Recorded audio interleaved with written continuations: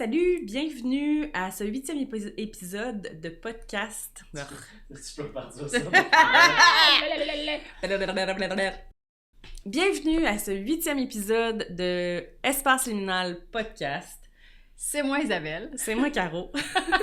Fait que maintenant, vous pouvez mettre une face sur les voix que vous entendez depuis plusieurs semaines, plusieurs mois. Mais des faces, ils pouvaient déjà le faire, mais là, vous voyez nos expressions. Oui, c'est encore mieux. Ou pas. Mais c'est nous. Donc, voilà, on a répondu à votre demande. Vous vouliez un épisode filmé. Le voici, le voilà. Et... Dans tout l'inconfort que ça peut nous faire vivre, Exact. mais ça nous fait plaisir d'incarner l'espace la mort à liminal. l'ego La mort à et l'ego. tout le reste. C'est Bon, ça. on meurt pas, là, on est juste Un petit morceau. menacé un peu. Ça va aller. OK, Fait que bienvenue dans cet épisode. bonne écoute.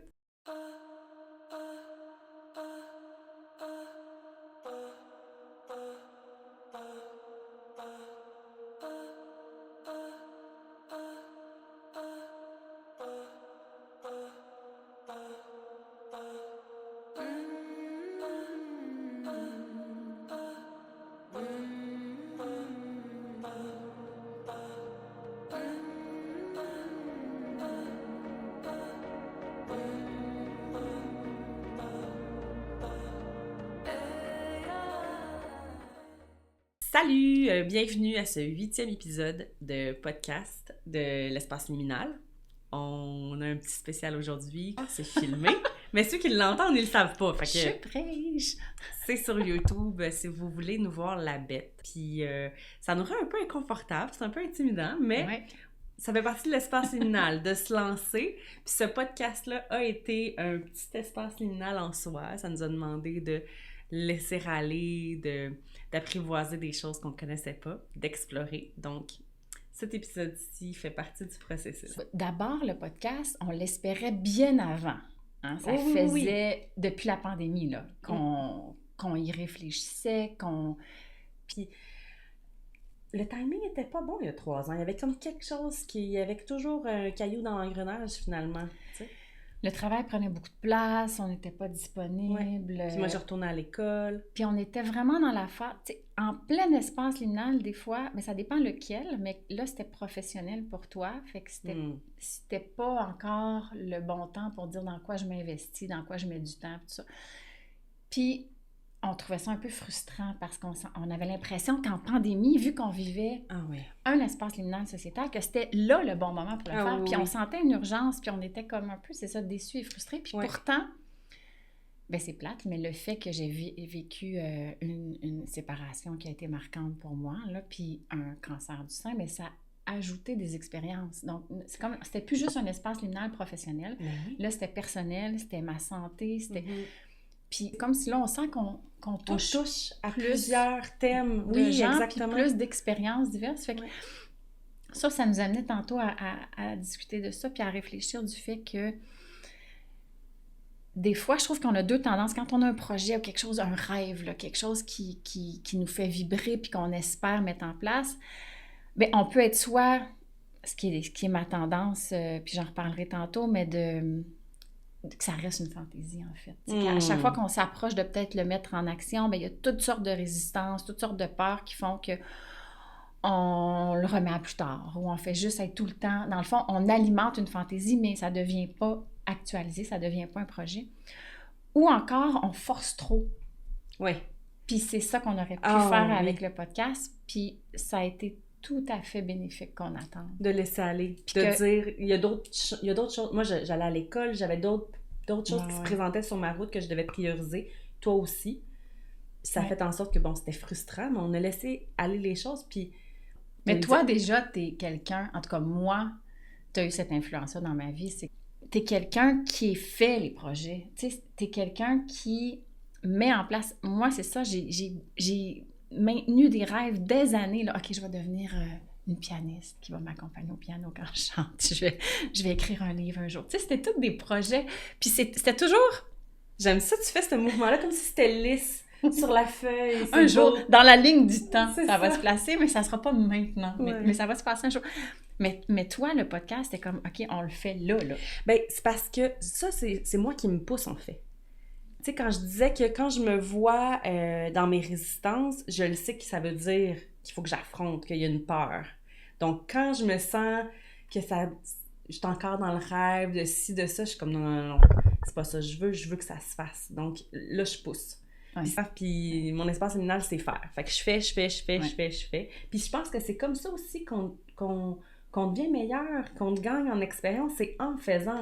Oui, mais on est tous d'accord, mais combien de gens... Le fond. Tu sais, Ouais. j'ai des amis artistes à la tonne qui sont dans des espaces liminaux puis qui veulent...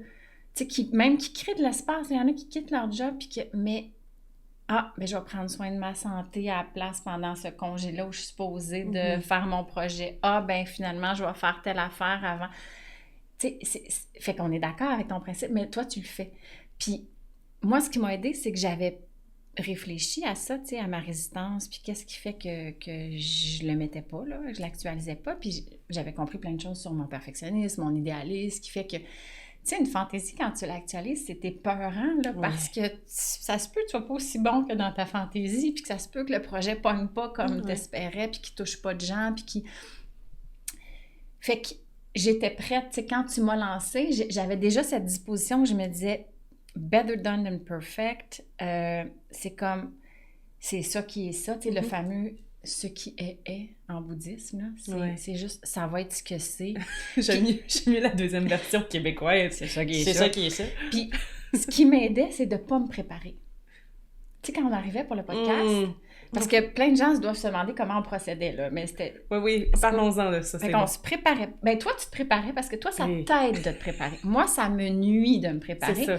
Parce que si je me prépare, je vais devenir... trop dans le détail. Moi, j'ai un cerveau qui aime le détail, qui aime la rigueur, qui aime...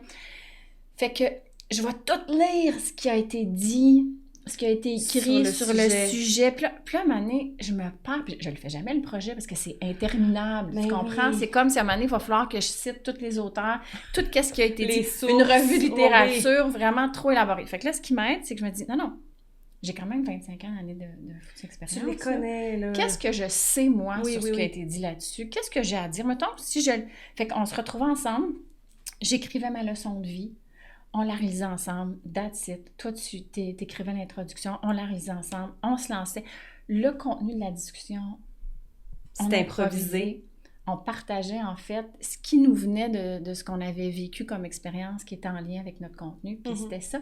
Fait que moi, c'est vraiment ça qui m'a aidée à me lancer, puis de dire, après, je me réécoute une fois, c'est tout. Puis quand je me trouve fatigante, puis je m'énerve, je me dis, c'est ça. Je me fusionne pas. Avant, vraiment, j'avais tendance à me fusionner ou à réduire ma valeur à, mettons, un travail que j'ai écrit à l'université. Fait qu'évidemment que ça me paralysait, puis que je le faisais à la dernière minute, puis là, la procrastination m'aidait à me réguler là-dedans. Mais là, de me dire, non, regarde, ça me définit pas, là, ce projet-là. Je vais dire ce qui est là, sur le moment, puis c'est ça, puis si ça touche, ça touche. Mais on a eu tellement de vos réactions. Ça nous a vraiment touché de sentir que ça nous validait d'abord dans notre projet, puis ça nous touchait de voir, OK, c'est pertinent, c'est utile ça à aide, d'autres. oui, c'est ça. Parce que c'est ça le but au départ. Là. On offre aux gens ce qu'on cherchait. Tout ce temps-là, on cherchait ce contenu-là quelque part, puis on l'a créé finalement, tu sais. Puis là, maintenant, on parle de projet livre, puis on va aller d'autant plus loin là-dedans. Mais pour rebondir ce que tu disais, moi, au contraire, je devais me préparer moindrement, pas écrire, justement, c'était improviser nos discussions, mais d'avoir une idée générale de ce que je veux dire, parce que t'es meilleure pour communiquer que moi. J'en ai parlé de mon cerveau que j'ai découvert un peu plus dans l'espace liminal en m'observant, en me découvrant. Puis dans le podcast, je l'ai encore plus saisi, que ce cerveau-là m'amenait dans des explications, dans des détails, mais moi, ça me... Mais t'es pas une moins bonne communicatrice, c'est juste différent. Moi, je trouve ça moins... Peut-être que je le juge sévèrement, là, mais je trouve que c'est ça, on dirait que mes idées s'embrouillent. Il y a comme une autoroute, il y a 4 idées en même temps qui arrivent, tu sais. Fait que c'est plus dur pour moi de l'exprimer, puis je le sentais quand je me réécoutais parfois. Donc, ça a été... On peut peut-être la Je ne ferai pas de mal à une mouche. On va la poigner. À moins qu'elle ne la touche. C'est ça, Pam, moi. padam, padam, pam, pam, pam. Puis à part te sortir du fantasme du projet? Qu'est-ce que ça t'a fait vivre d'autre, le podcast? Bien, ça, déjà, ça m'a fait vivre un sentiment d'être libérée de quelque chose, tu sais, de contraintes personnelles ou de... Parce qu'une fois que tu le vis pour quelque chose, ben c'est comme ça devient possible pour tout le reste. C'est-à-dire, c'est comme si là, je connais le chemin. Le chemin pour actualiser mes rêves, c'est juste de me lancer puis d'accepter que ça sera pas l'idéal ou ça sera pas, tu sais, le projet pleinement réfléchi, accompli. Ça va être juste qu'il est là dans le moment puis il va avoir sa valeur pour ce qu'il est, tu sais. Fait que c'est comme si après, dans plein de choses du quotidien, ça devient beaucoup plus simple.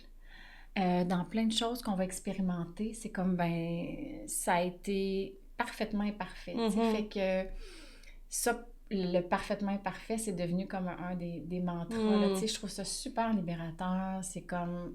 C'était voulu aussi, pendant le montage, de laisser plein d'extraits où est-ce qu'on nous entendait, comme bloopers un peu, là.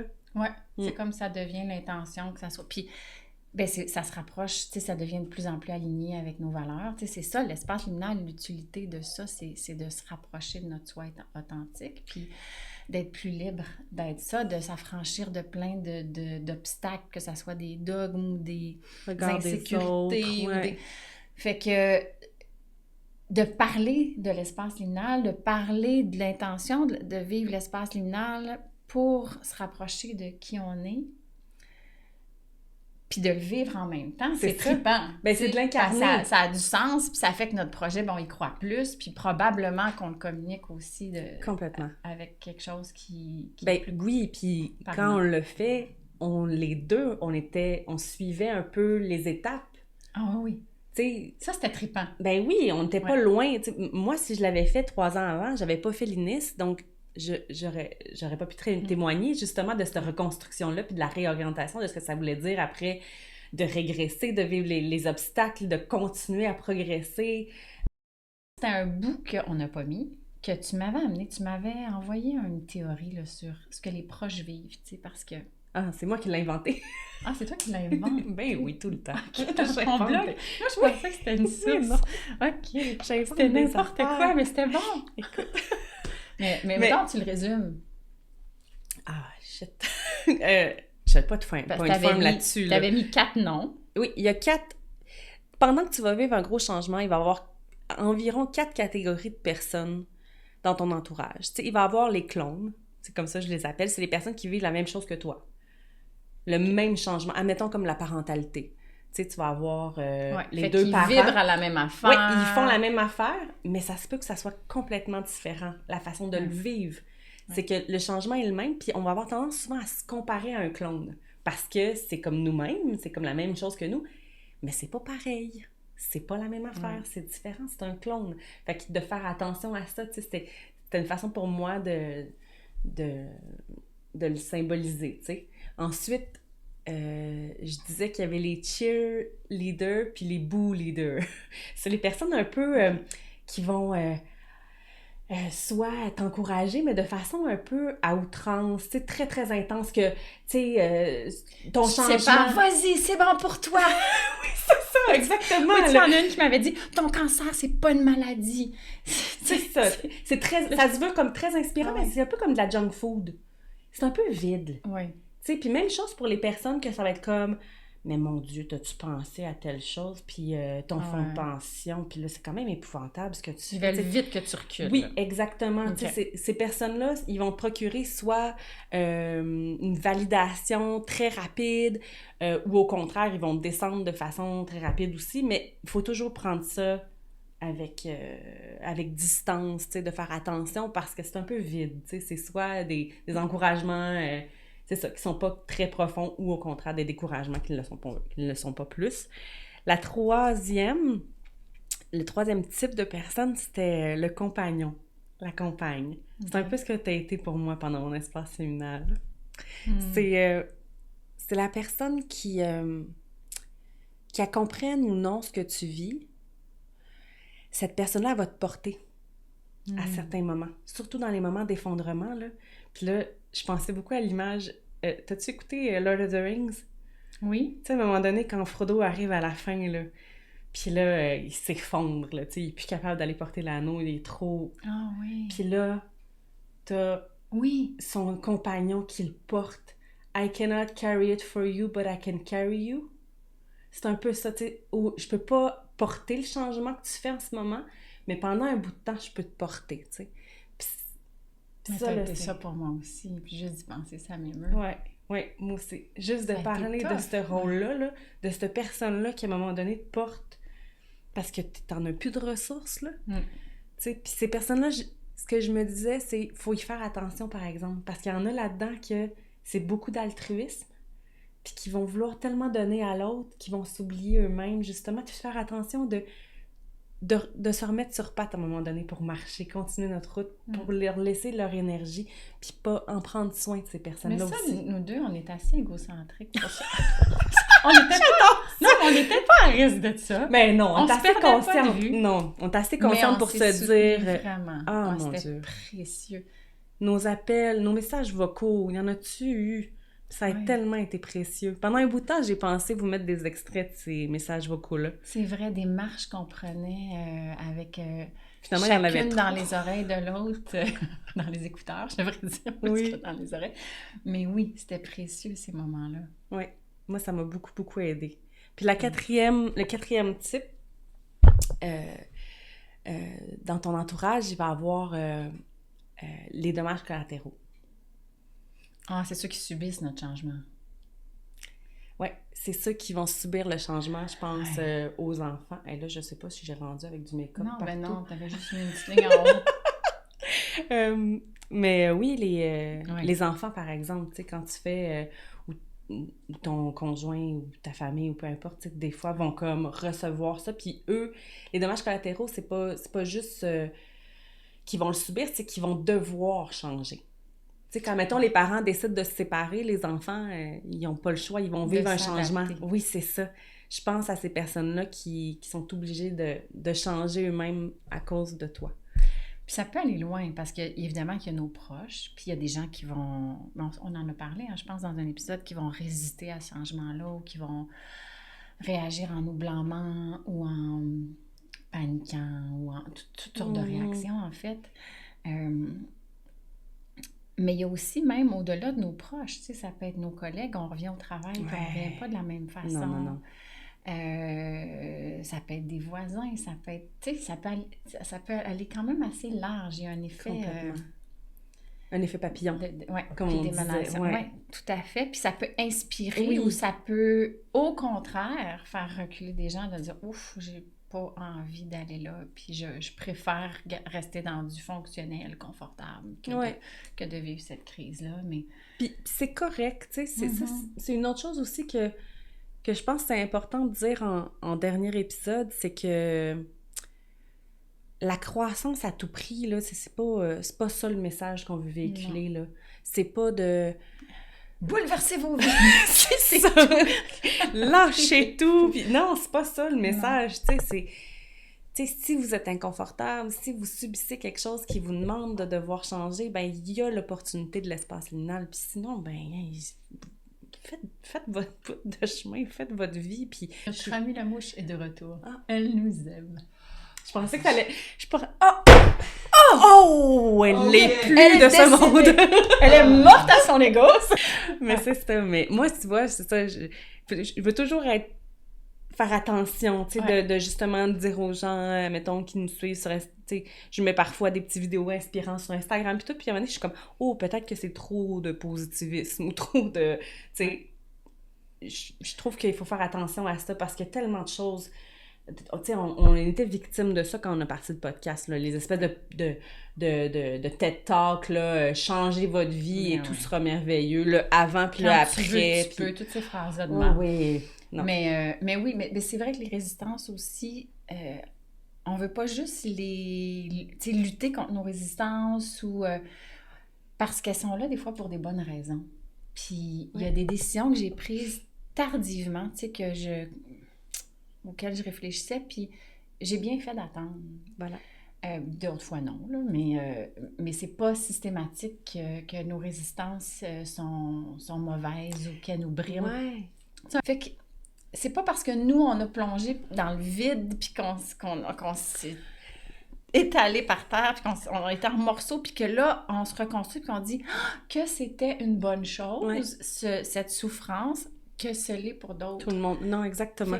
L'idée, c'est vraiment pas de provoquer des espaces liminaux, c'est juste qu'on veut prendre le temps de profiter de la richesse possible de cet espace-là, de prendre le temps de pas trop vite chercher une sécurité, qu'elle soit relationnelle, financière ou autre, puis de vraiment avoir foi qu'on va se reconstruire, avoir foi que ça n'aura pas le dernier mot sur nous, puis que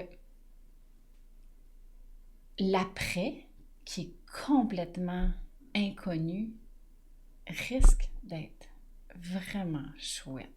Ben plein oui. de sens. Oui. Mais c'est vraiment pour ceux... Puis les personnes le savent, là, tu sais. Tu le sais à l'intérieur de toi quand tu fais un peu de déni sur quelque chose. Tu sais, que tu veux ce changement-là, mais que tu n'oses pas le regarder. Tu sais, moi, ça a été ça longtemps, là. J'avais des symptômes physiques. Tout mon être me dit que j'étais pas bien, tu sais. Ouais. C'était pas le temps à plein de moments, mais je le savais. Donc, c'est plus pour ces personnes-là de dire... Connecte-toi à comment tu te sens, puis si tu as envie de sauter, hey, ça va bien aller, là. Oui. Tu sais, c'est plus pour ces gens-là, ça va finir par bien aller. Ça va être tough. Oui, pas sur le coup, là, effectivement, ça sera pas tout rose. Mais éventuellement, il va y avoir des belles choses qui vont sortir de ça, tout simplement. Oui. Tu sais, je pense aux gens... je l'avais coupé au montage à un moment donné, mais tu parlais dans un des épisodes des gens qui vivent une crise à quarantaine, mais de façon flamboyante, là, qui a un changement radical. On laisse mari ou femme et enfant, puis on quitte tout. Il y a des gens qui font ça, là. Ah oui. Puis j'ai l'impression... Tu me corrigeras, madame la psychologue. J'ai l'impression que c'est peut-être justement des personnes qui se sont pas beaucoup écoutées, qui ont fait beaucoup, beaucoup de déni, que c'était pas nécessairement pas le bon moment. Tu sais, quand c'est autant intense. Oui. Mais là, tu vois, mon côté conceptuel, là, le goût de l'expliquer. Là, mais oui. Fais-nous donc une petite leçon improvisée, là. Non, mais tu sais, il y a 3 grands, mettons, besoins fondamentaux chez l'enfant. C'est le besoin confiance, méfiance. Ça vient de Piaget, hein, je pense. Si je me trompe pas, faudrait que je regarde. Mais je le ferai pas. J'ai la mémoire de poisson rouge. Ensuite, il y a le besoin de reconnaissance, qui est à peu près, tu sais, le 4 ans, là, où regarde, puis là, j'ai fait le dessin, il est pareil que celui d'avant, mais regarde comment c'est merveilleux. C'est le besoin d'être vu. Le premier, le besoin de sécurité, c'est vraiment de voir son parent comme fort ou présent. Oui. Puis ensuite, on a le besoin de séparation, individuation. Donc, le besoin de pouvoir s'opposer, mais que la relation reste une relation de confiance puis de sécurité. Ça, beaucoup de parents sont pas super capables de bien composer avec ça. Fait que beaucoup d'entre nous, on a besoin soit de renoncer, tu sais, de renoncer à la préservation de soi ou en tout cas à l'affirmation de nos valeurs, de nos croyances ou de nos préférences et tout ça pour maintenir le lien avec les parents, ou encore d'autres vont choisir de se préserver au détriment du lien. Tu sais, les crises d'adolescence et tout ça, tu sais, c'est comme si ça provoque là, quelque chose, un conflit. Mais idéalement, il n'y a pas de crise quand l'autre, là, ça peut être nos parents, mais plus tard, ça peut être notre conjoint, ça peut être des amis, est capable d'altérité, est capable de voir qu'on pense différemment ou qu'on... Malgré le fait que ce soit menaçant, c'est pas contre moi. Oui. C'est pas... Puis je vais respecter cette altérité-là, puis je vais être curieux, je vais être bienveillant de ça, je vais nommer ce que ça provoque en moi comme menace, mais je vais pas menacer le lien. OK, je comprends. C'est que ça sera pas nécessairement... C'est ça peut quand même créer des moments de crise ou de discussion qui sont intenses parce que, justement... parce que j'ai pas envie que tu deviennes ça. Là, c'est ça. Moi, je t'ai partagé des valeurs, puis tout d'un coup, tu les incarnes pas, puis tu détournes de ça. Ça se peut que ça soit comme... J'ai l'impression que tu renonces à tout ce que je t'ai donné de meilleur. Puis c'est pas juste ça, que la personne, tu sais, mon enfant, mettons, choisit des trucs qui sont vraiment pas dans mes valeurs, ça va m'inquiéter, ça va me faire peur. Mais on menacera pas le lien. Mais comme beaucoup de familles n'arrivent pas à composer avec ça, ben si on apprend que, OK, ben quand je m'exprime librement, spontanément, quand je suis proche de qui je suis. Fait que si on a appris à déconnecter ce que ma psy appelait la ligne directe, puis qu'il y a plein de censure, tu sais, moi, j'avais plus cette ligne directe-là. C'est comme si, OK, mais qu'est-ce que les autres vont penser? Ça, c'est-tu accordé avec moi? Tu sais, il y a plein de couches de censure. On perd, est-ce que c'est permis aujourd'hui dans ce contexte-là avec telle personne que... Fait qu'on perd notre spontanéité, on perd notre authenticité, puis cette ligne directe-là. Fait que c'est possible qu'on fonctionne bien, tu sais, parce qu'on a appris à bien se suraccommoder, à bien fonctionner, tout ça, puis qu'à un moment donné, ben toutes ces années-là où on ne l'a pas fait au fur et à mesure, ça éclate en crise de la quarantaine, ça éclate. C'est ça. Mais je pense que on peut l'étaler, cette crise-là, sur toute notre vie, tu sais, si on regagne cette ligne directe, d'y aller petit peu par petit peu, petite marche par petite marche. Mais je pense à tout le moins que des personnes qui choisissent ça, qui vivent une grosse crise, ben peut-être que justement, il peut avoir une réponse là-dedans, ou est-ce que ça n'a pas été vécu avant, ou ça n'a pas été... Ça a été vraiment dans le déni, là, beaucoup. C'est ça que j'imagine, en tout cas. Puis les événements qu'on subit, ben, tu sais, je me souviens d'une formation que j'avais eue avec Pascal Brion, là, qui est comme la spécialiste en trauma, puis elle disait, tu sais, c'est pas juste dans un trauma, c'est quand vraiment t'as la peur de mourir ou de perdre l'intégrité là, de ta santé ou de ton corps, ou t'es témoin d'un proche qui va vivre ça aussi. Ce qui est le plus traumatisant, c'est pas la peur d'être... C'est pas l'événement lui-même. C'est tout ce que ça va déconstruire comme croyance. Quelque chose de grave peut m'arriver, malgré le fait que je sois prudente. Il y a plus de... Puis, on en avait parlé dans un épisode. C'est tout ce que... Puis c'est ça, l'espace liminal, qu'il faut prendre le temps de voir qu'est-ce que ça vient ébranler. Ça vient pas juste ébranler ma sécurité financière, c'est que mes idéaux viennent de s'écrouler.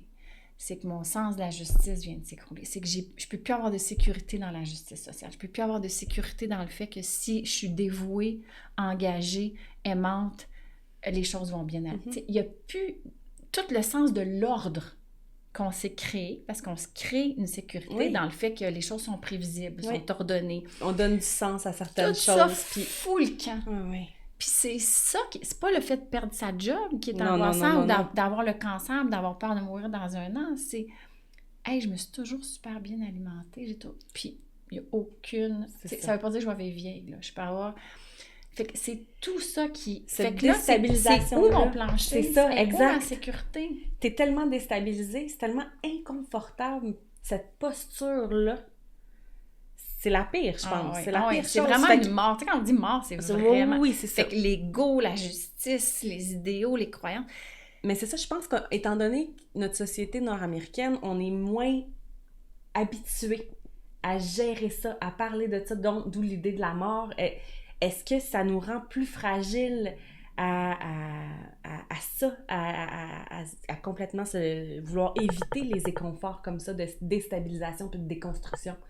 Je me demande si certaines cultures, où est-ce qu'on en parle plus? Est-ce qu'il y a comme plus de... Selon toi, tu penses-tu?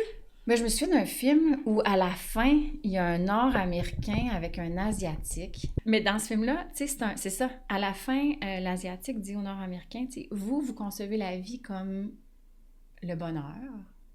Puis quand il y a des choses difficiles, vous le concevez comme une épreuve. Alors que nous, la vie est difficile et injuste. Puis quand on a des bons moments, on appelle ça des états de grâce. Tu sais. Voilà. Fait que ça, je pense que ça peut changer. Puis dans le bouddhisme, il y a aussi beaucoup tout le concept du détachement, tu sais, de vivre avec pleine présence qu'on vit, mais sans s'y accrocher. Puis quand on a vécu plusieurs espaces liminaux, plusieurs épreuves, on apprend à être capable, mais je m'égare. Non, mais mais c'est super pertinent. C'est de dire que justement, si on veut aller plus loin dans cette espèce de détachement-là, puis d'apprendre de tout ça, ben de s'inspirer de d'autres croyances, de d'autres cultures, de ce qui est dit ailleurs aussi. Tu sais, chez nous, on est peut-être moins familier avec ça, puis on amène ça avec l'espace liminal, mais qu'il y a d'autres ressources ailleurs. Mais je pense que même dans la foi chrétienne, tu sais, moi, il y a un verset que c'est juste, même si je marche dans la vallée de l'ombre de la mort, je ne crains aucun mal car tu es avec moi. Fait que ça, moi, ça a toujours été un phare. Tu sais, peu importe l'horreur, je me sens pas seule, je me sens portée. Puis ça, je le croyais déjà, mais là, je le vis plus parce que les autres choses qui pouvaient être comme quand même des choses rassurantes étaient plus là, tu sais. Donc, quand tu perds ta santé, tu perds ton couple, tu perds des proches, tu sais, il y a comme... C'est encore plus vrai, là. Ouais. Mais c'est ça, on a déjà dit, tu goûtes à des grâces aussi dans ces moments-là. Puis après coup, on est de plus en plus léger puis libéré parce que c'est comme si là, on le sait que notre sécurité est plus là-dedans. Elle est au-delà de ça. Oui, exactement. On la reconstruit. On peut plus se définir dans ce qu'on se définissait. Complètement. L'ego est encore là, il va tout le temps être là. Mais le sens de la justice, les idéaux, ils vont en avoir plein. Quand je suis humiliée, parfait, parce qu'après ça, je suis libérée de ça. Tu sais, c'est toujours aussi inconfortable. Non, mais on aime ça, la vraie vie. Puis tout l'espace liminal, les phases parce que c'est une question qu'on a reçue, où est-ce que les gens pouvaient aller chercher les sources de ces phases-là, de ce concept-là, il a été développé par nous. Oui. C'est nous qui avons développé ça par phase, des orientations, des constructions et tout. Mais ça vient de différents... En intégrant à la fois notre expérience, nos connaissances, nos compétences professionnelles, mais bon, on a quand même conceptualisé un peu, mis des mots en fait, sur essayer de décortiquer puis d'élaborer comment on le voyait, mais en anglais, ça va être beaucoup order, disorder, reorder qui va être utilisé, mais fait que ça, c'est pas de nous, là, c'est juste qu'on est venu un petit peu l'étoffer parce qu'on trouvait qu'il manquait de ce qu'on avait vécu, de ce qu'on avait vécu, puis c'est pour ça que on a colligé différents concepts, différentes théories qui vont se retrouver dans le livre, là. Mais là, on va aller un petit peu plus en profondeur, avec les sources. Plein de concepts qu'on veut élaborer, qui sont en lien, puis qui sont nécessaires aussi de comprendre, ou en tout cas de vivre pour bien vivre l'espace liminal. Mais on est encore en co-construction. Puis ça, c'est peut-être quelque chose qu'on peut dire. Moi, j'aime vraiment beaucoup co-créer avec toi parce que souvent, on a des visions très différentes des choses. Fait que souvent, on n'est pas d'accord, mais on a tout le temps confiance que ce qu'on comprend absolument pas de où l'autre veut aller, ça a du sens, puis que ça va enrichir complètement comment moi je vois les choses. Fait qu'on s'ostine, on comprend pas, mais vu qu'on a confiance, on s'ostine pas d'une façon pour s'opposer, mais c'est comme pour mettre les deux morceaux ensemble. Puis là, finalement, on a tout le temps des espèces de moments de « OK, là, on met nos deux affaires ensemble, puis ça on trouve, nous, que ça... C'est brillant, là! En toute humilité. Non, mais... Mais bref, c'est ça. On a plein d'idées, puis on a hâte de vous partager ça. Suivez-nous sur les réseaux sociaux. C'est là qu'on va mettre de nos nouvelles, puis on va commencer à créer plus de contenu écrit. Au fur et à mesure que le livre avance, on va pouvoir vous glisser certaines parties sur nos réseaux sociaux pour que vous puissiez lire, mieux comprendre. Oui, toi, tu feeds aussi, là. Tu alimentes nos réseaux, ce que moi... Oui, moi, j'aime bien ça. C'est le genre de contenu que j'aurais aimé ça. Tu sais, en fait, je partage que j'aurais aimé ça Puis on fait-tu le café, consommer? Finalement? On le fait, hein? Ah oui! Ah oui, ça, il faut l'organiser, là. Faut y penser. Oui, parce qu'il y a plusieurs personnes qui nous ont demandé de nous rencontrer pour qu'on puisse se jaser, prendre un petit moment, se jaser. Puis on aimerait ça parce qu'on vous a beaucoup lu. Puis nous aussi, on veut mettre une binette sur vos textes, sur vos partages. Fait qu'on a vraiment le goût de pouvoir vous entendre, répondre à vos questions. Puis ça va sûrement amener ça va sûrement nous nourrir aussi pour créer d'autres choses selon ce que les gens ont besoin, ce qu'ils cherchent, tu sais. Donc, ça serait... Oui, on parlait à l'été, mais je pense que là, il y a plein de monde en vacances, ça va être mieux cet automne. Oui. On va vous envoyer une invitation via les réseaux sociaux, raison de plus pour s'abonner. Là, je fais ma vendeuse de... Voilà. Oui, puis là, mais moi, j'ai comme spontanément sur mon cœur, comme on dirait dans les églises évangéliques, mais de remercier tous ceux qui, d'abord, qui nous ont accompagnés, qui ont été ces compagnons et compagnonnes de nos espaces personnels. Vraiment. Parce qu'on ne se serait pas reconstruit de la même façon. Il y a des précieux. On ne pourrait pas en parler de la même façon non plus. Fait que ça a été... Vraiment. Il y a tellement de gens qui ont été là, puis qui m'ont fait découvrir c'était quoi l'amour inconditionnel, c'était quoi un amour vraiment soutenant, là, puis tout le concept de l'altérité, de la capacité de l'altérité dans les relations, d'intimité. Ah, moi, sans ça, justement, peut-être que j'en ferais moins d'affaires. Puis qui nous ont permis aussi de les soutenir dans leur, tu sais, de se montrer vulnérable, authentique. Il y a tellement rien de plus précieux, moi, je trouve, dans la vie que ça. Fait que merci. Merci pour ceux qui... Merci à tous ceux que, dès le début, faites-le le podcast, faites-le, tu sais, qui nous ont encouragés à le faire, d'avoir cru en ce projet-là dès le début, puis à tous ceux qui ont écouté les épisodes, qui nous ont écrit, qui ont partagé. C'est super chouette, vraiment, là, puis d'avoir eu vos témoignages. Merci à Naknid d'avoir accepté que sa chanson qu'on aimait tellement, puis on voulait pas une autre chanson. C'était sûr, c'était celle-là, c'était Summer Hunting. Téléchargez-la sur Spotify, c'est tellement une chanson exceptionnelle. Allez la voir en spectacle aussi, c'est une chanteuse incroyable, une artiste polyvalente qu'on remercie. Puis, merci aussi à mon frère. Merci beaucoup. Qui nous accueille dans son super studio. Merci. Merci. À la prochaine. Puis là, on imagine que la toune part, peut-être. Faut que je fasse ça. Ouais. Comme ça, bye. Ça, c'est applaudir. Ça, c'est bye-bye, je pense.